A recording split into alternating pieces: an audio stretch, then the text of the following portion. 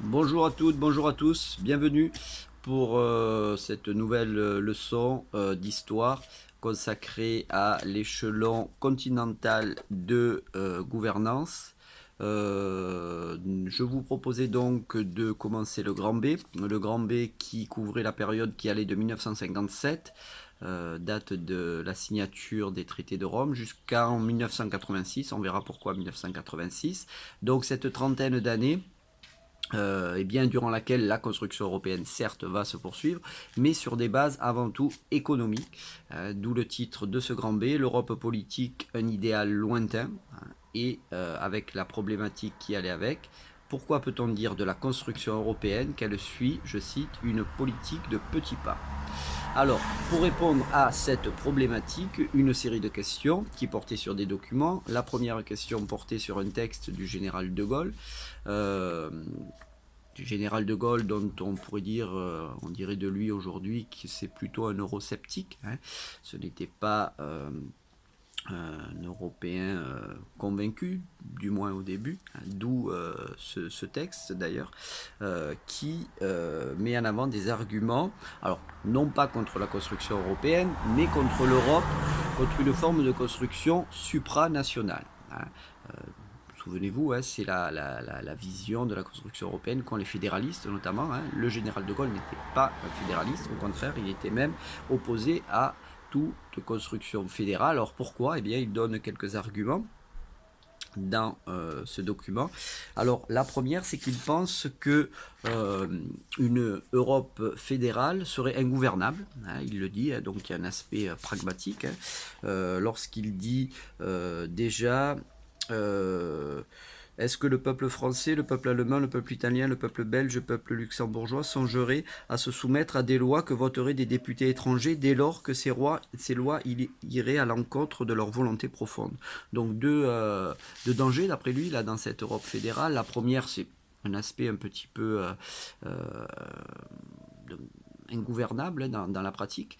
Et puis, un autre problème encore plus dangereux, d'après lui, c'est que cette Europe fédérale pourrait être amenée à prendre des décisions qui iraient à l'encontre des peuples. Par exemple, imaginons que le peuple, des représentants du peuple allemand, donc qui pays beaucoup plus peuplé que le Luxembourg, prennent des décisions qui aillent à l'encontre du peuple luxembourgeois. Les Luxembourgeois seraient obligés d'accepter cette décision prise par des députés étrangers, même si cette décision va à l'encontre de ce que veulent ses habitants. C'est du moins ce que met en avant le général de Gaulle. Et puis, il y a un autre problème aussi, un autre danger à travers cette Europe fédérale, d'après le général de Gaulle, encore une fois, c'est que eh bien, ça risquerait, ça pourrait affaiblir les gouvernements européens et favoriser ainsi la domination d'une puissance extérieure, en l'occurrence la puissance états-unienne. C'est ce qu'il dit, je le cite, il y aurait peut-être un fédérateur, mais il ne serait pas européen. Sous-entendu, les Européens n'arriveraient pas à se fédérer sur leur propre base, et donc c'est finalement une forme de construction qui serait imposée de l'extérieur, en l'occurrence des États-Unis, et ça, c'est un danger, d'après lui, pour la souveraineté des États européens. Donc autant de raisons qui font que durant jusqu'à la fin des années 1960, toute forme de construction politique, encore plus sur des bases fédérales, est impossible. Pourquoi? Parce que la France, qui avec l'Allemagne de l'Ouest, la RFA, forme le couple moteur de cette construction européenne, et bien la France, par la voix de son dirigeant, le général de Gaulle, qui va être à la tête de la République jusqu'en 1969, refuse toute construction politique de surcroît sur des bases fédérales. Les choses vont se décanter un petit peu dans les années 1970. Vous le savez, en France, par exemple, le général de Gaulle passe la main à Georges Pompidou, qui va lui-même décéder au pouvoir, et son successeur va être un certain Valéry Giscard d'Estaing, beaucoup plus ce sont notamment Valéry Giscard d'Estaing, un Européen convaincu. La construction dans les années 1970 va progresser, va s'accélérer, on pourrait dire même. D'où cette deuxième question. Pourquoi peut-on dire que durant les années 1970, la CE, Communauté économique européenne, connaît un élargissement et un approfondissement? Alors, élargissement, vous avez dû le voir sur la carte de votre manuel, parce que pour la première fois, la CEE va s'élargir à de nouveaux États. 1973, c'est le Danemark, c'est la République d'Irlande et c'est surtout le Royaume-Uni qui intègre la CEE. On passe donc de 6 à 9 États. Une petite remarque à ce sujet, le Royaume-Uni entre en 1973 dans la communauté économique européenne, vous le remarquerez, après le départ du général de Gaulle, lequel était farouchement opposé à l'entrée des Britanniques dans la communauté économique européenne. Il disait que le Royaume-Uni serait le porte-avions des intérêts états-uniens en Europe. Donc sous-entendu qu'il n'avait guère confiance en gros à la loyauté des Britanniques et les connaissant très proches des Américains avaient peur qu'ils servent un petit peu plus les intérêts finalement, alors, les leurs déjà, mais aussi ceux des Américains que ceux véritablement des Européens. Avec le départ du général de Gaulle, les choses se débloquent, les Britanniques, mais aussi les Irlandais et les Danois peuvent enfin entrer dans la communauté économique européenne. Donc nous avons affaire au premier élargissement de l'histoire de l'Europe.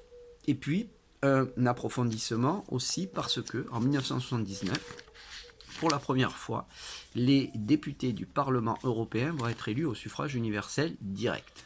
C'est les premières élections européennes, comme on dit, c'est-à-dire que tous les citoyens des 9 États membres vont être amenés à élire leurs représentants qui vont siéger au Parlement de Strasbourg, c'est encore le cas aujourd'hui, ce qui va, si vous voulez, permettre de faire avancer de manière notable la construction politique de l'Europe, puisque dès lors, on a une forme, on va dire un embryon d'Europe fédérale qui se met en place avec ce Parlement européen qui voit ses députés élus au suffrage universel direct, donc ça renforce un petit peu plus la légitimité politique de ce Parlement et donc de cette instance supranationale.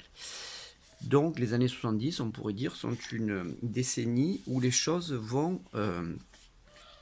quelque peu s'accélérer. Alors, on va voir qu'à partir de 1979-80, les choses vont considérablement se compliquer. Alors pourquoi? Eh bien, du fait de l'arrivée au pouvoir de Margaret Thatcher. Margaret Thatcher, nouvelle Premier ministre britannique, qui arrive au pouvoir donc en 1979, eh bien, va, dès les premiers mois de son mandat, faire, comment dirais-je, va se faire remarquer sur la scène internationale par une entrée fracassante. Alors, cette entrée fracassante, l'histoire l'a retenue sous l'épisode I want my money back. Je veux que mon argent me soit rendu. Pourquoi? Eh bien, donc c'est l'idée de la troisième question. Qu'est-ce qui est à l'origine de l'une des crises majeures de l'histoire de la construction européenne en 1979? Eh bien, c'est la demande de l'Angleterre, et plus précisément de son Premier ministre Margaret Thatcher, je vous le disais, eh bien, d'être remboursée de l'excédent de sa contribution à la communauté économique européenne. Alors, comment expliquer cette crise diplomatique que va traverser la CEE? Le Royaume-Uni, comme tous les États relativement riches de la CEE, participent davantage qu'ils ne reçoivent du budget de la communauté économique européenne. C'est encore le cas aujourd'hui, si vous voulez, des États relativement riches comme l'Allemagne, comme la France, eh bien, participent beaucoup plus que des États qui ont un certain retard économique, comme par exemple aujourd'hui les États d'Europe de l'Est, Roumanie, Bulgarie par exemple.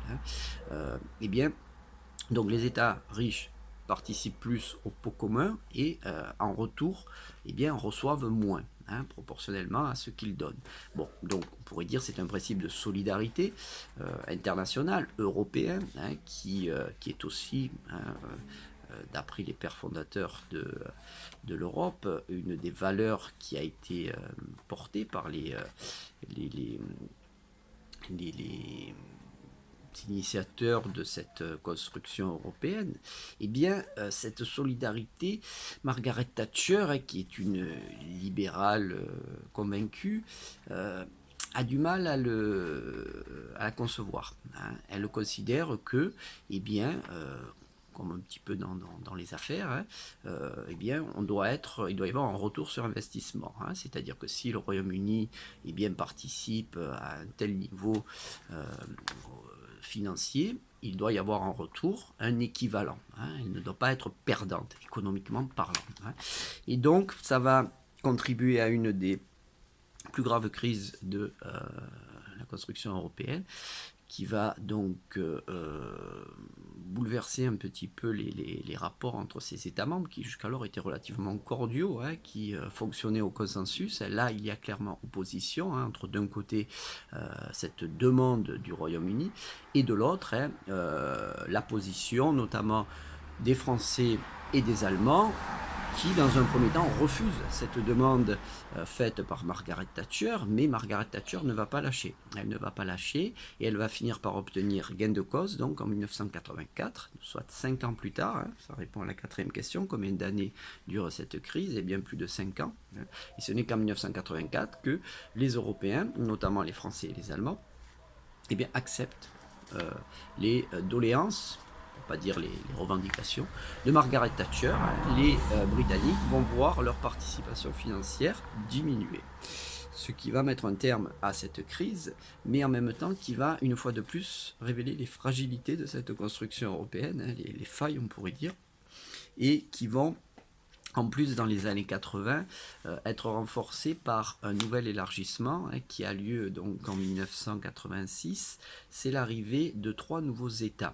Hein, nouvel élargissement, mais cette fois, ces 3 nouveaux États sont des États du sud de l'Europe, des États méditerranéens, hein, notamment l'Espagne et la Grèce, auxquels il faut rajouter le Portugal, qui ont en commun d'être des pays qui, d'un point de vue du développement économique, ont un retard très important par rapport aux autres États membres. Ce qui signifie que beaucoup se posent la question de savoir quelle va être la capacité justement de cette communauté économique européenne d'absorber, hein, des pays qui ont un tel décalage en termes de développement économique et de niveau de vie dans cet ensemble qui jusqu'alors était relativement homogène. Hein. Si on prend les 9 États qui composent la CE au début des années 80, hein, les 6 États fondateurs auxquels on rajoute le Danemark, le Royaume-Uni et l'Irlande à partir de 1973, ce sont des pays qui, en termes de développement économique, sont très proches. Hein, il n'y a pas de grosses différences. Hein. Avec l'arrivée du Portugal, de l'Espagne et de la Grèce, les choses sont différentes. Et donc, ça a tendance là aussi à fragiliser un petit peu cette construction parce que cet ensemble devient de plus en plus hétérogène d'un point de vue économique, social. Hein, et donc, on peut dire qu'au milieu des années 80, on est un petit peu dans une phase de doute. Hein.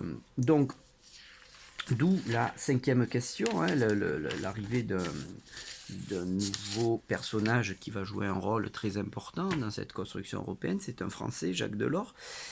Donc, par quel biais la construction européenne doit être relancée d'après lui? Eh bien, d'après lui, hein, la construction européenne doit être relancée par, je le cite, l'intégration économique. Une fois de plus, vous voyez, comme dans les années 50, après la crise qui a suivi le rejet de la CED par les Français notamment, hein, et donc de cette volonté de construction politique, eh bien, suite donc à cette crise née notamment du différend entre les Britanniques et le reste des États membres, mais aussi avec l'intégration de pays qui, en termes de développement économique, sont très disparates du reste des États membres. Donc, au milieu des années 80, la construction européenne marque le pas, beaucoup de doutes apparaissent, hein, et bien d'après Jacques Delors, ce qui doit permettre de relancer la machine, en quelque sorte, de la construction européenne, c'est, une fois de plus, l'intégration économique, c'est-à-dire, c'est la dimension économique, hein, c'est le fait d'aller plus loin dans cette construction économique, ce marché unique, hein, et donc c'est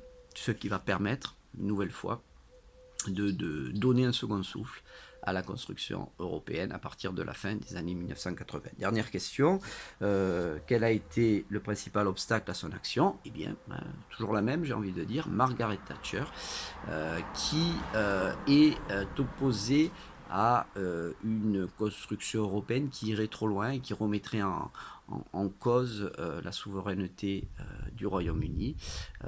Margaret Thatcher, je l'ai dit tout à l'heure, est une libérale, économiquement parlant, mais c'est aussi une souverainiste, politiquement parlant, c'est-à-dire qu'elle refuse, elle est opposée à toute atteinte de la souveraineté nationale, donc à travers la construction européenne.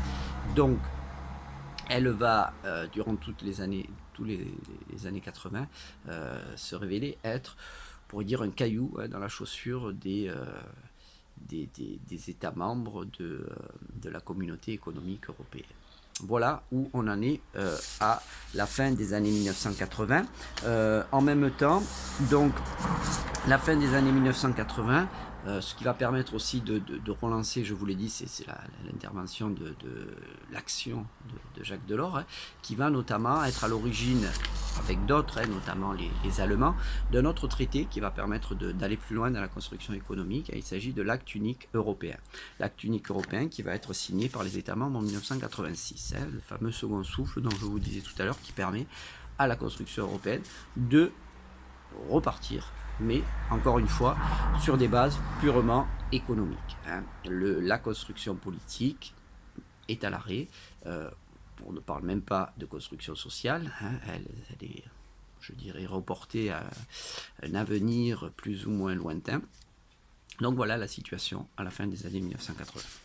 Alors, nous en venons donc à la trace écrite. Je vous propose, entre 1957 et 1986, la construction européenne s'élabore par à-coups. En dépit d'une opposition de De Gaulle à toute Europe supranationale, la CEE connaît ses premières réalisations. Par exemple, on n'a pas évoqué, vous pouvez le mettre entre parenthèses, la PAC, politique agricole commune. Donc c'est un marché unique qui va être mise en place pour tous les produits de l'agriculture à l'intérieur donc de l'espace que composent les 6 plus les 9 États membres. Le projet d'une Europe politique est relancé dans les années 1970. En 1973, la CEE connaît son premier élargissement, entre parenthèses, Royaume-Uni, Irlande, Danemark.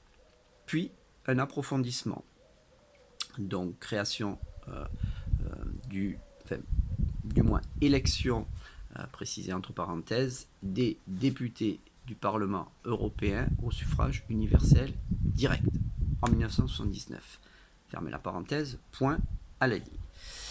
À partir de 1979, l'Europe politique se heurte au blocage anglais. Entre parenthèses, Margaret Thatcher lance son célèbre I want my money back. Fermez la parenthèse. De plus, l'élargissement à des pays moins développés, je l'ai dit, la Grèce, Portugal, l'Espagne, pose des problèmes économiques et institutionnels à la CEE. Il faut attendre la fin des années 1980 pour assister à une relance de la construction européenne qui se concrétise par l'acte unique européen, entre parenthèses 1986. L'Europe avance alors de manière pragmatique, jouant notamment du compromis avec les Britanniques, et donne la priorité, une nouvelle fois, à l'intégration économique. Point final. Voilà pour la situation à la fin des années 1980. Alors je vous demanderai aussi pour la prochaine fois de me faire des fiches biographiques sur ce qu'on appelait les pères fondateurs de l'Europe, Robert Schuman et Jean Monnet, mais aussi, on en a beaucoup parlé dans cette leçon, de deux personnages qui vont jouer un rôle aussi très important dans les années 1980, Margaret Thatcher et Jacques Delors. Voilà, je vous demande de me faire tout ça pour la prochaine fois. On se voit très bientôt. Je vous souhaite bon courage pour la suite. Et je vous souhaite surtout de vous porter bien et de prendre soin de vous et de vos proches. Allez, à bientôt. Au revoir.